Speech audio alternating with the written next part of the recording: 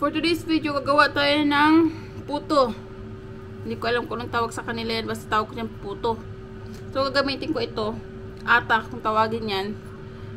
Pero, with flour. Kahit ano pwede gawin dyan. Chapati, puri. Itong brand ang gagamitin ko na to ha. So, ayan na. Nilagay ko na dyan. Nagpainit na rin ako ng tubig. Kung maingay, pasensya na po. Nag-air fryer ako ng aking barbecue. Chicken barbecue na gimarinate ko kagabi.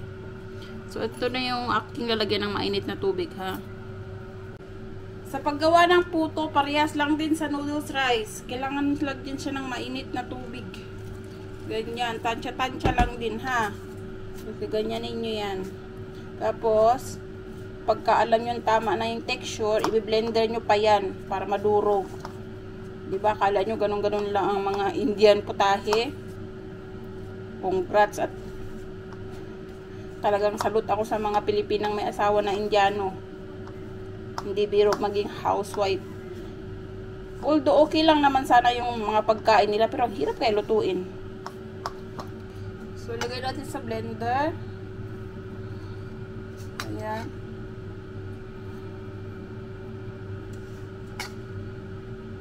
Tansya-tansya lang ha. So, ganito kadami. Half lang muna. Okay na yan. Ayan. Look at this. Pag ganito, ayan. Ganyan ang texture niya. Okay na yan. Kita nyo ba? Ganyan lang dapat ang texture niya. So, pwede na to. Ayan yung aking gagamitin sa pagluto. Ito po yung lutuan ng puto nila. Ayan o. As you can see naman. Ayan. Yan ang style niya ha. Tapos, tatanggalin yan kasi mayroon nilalagay na tubig. Actually, meron ako nitong video eh. Pero one by one ko lang sa inyo para alam nyo kung ano talaga ang mga putahe yan. Ito, ayan. Nalagyan lang siya ng tubig and then, papakuluin mo siya ha. Ayan, pakuluin mo yan dyan. Pagbukal na, tsaka natin ipapatong yung katawan. Pero may laman na yun ha. Lagyan natin ng laman. Ayan. Una, maglagay muna tayo ng niyog. Niyog na kinayod ha. Ayan. Ganyan, ganyan. Tansya-tansya lang. Tapos lalagyan nyo yan siya. Parang ganyan. Ayan. Kita nyo ba? Meron na siyang niyog dyan. And then, ito. Ang niyog. Ayan, as you can see. Lagay na tayo nito. Half-half lang ha. Ayan. Dalawang klase ang puto. May puti, tsaka may brown. Ayan. Tapos, nyug ulit. Ayan. Coconut ulit. Nakinagod. Ayan, oh.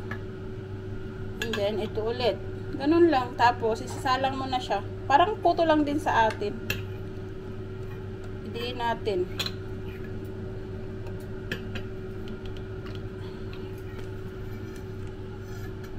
Tatlo, pwede mo siya lagyan ng tatlo.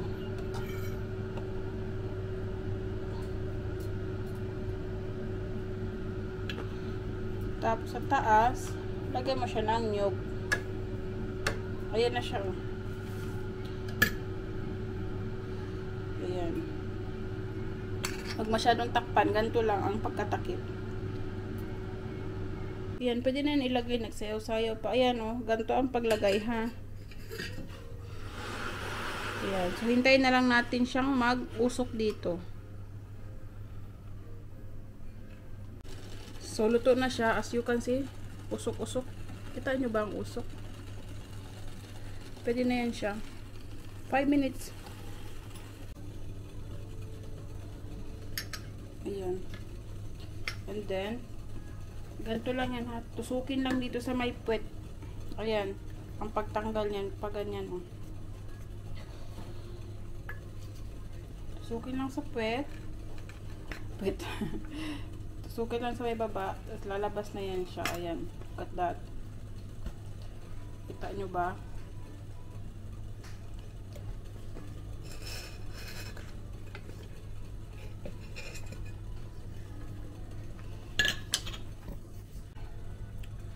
So, ayan na yan siya, oh. O, diba? Ganun lang kadali. Look at this. Talagang hulmang-hulma siya. Ganun lang, paulit-ulit lang yung gagawin nyo. So, ayan na yung puto. Puto kung tawagin. Mainit pa. As you can see, mag-usok-usok pa man, oy. Ayan, o. Ganito yung style niya. Malinis yung kamay ko, ha. Don't worry. Ganyan na yung hulma niya. So, kadala curry or any chicken curry, beef curry, pwede dyan. Meron ako doon kadala curry, yun ang ipapartner dito.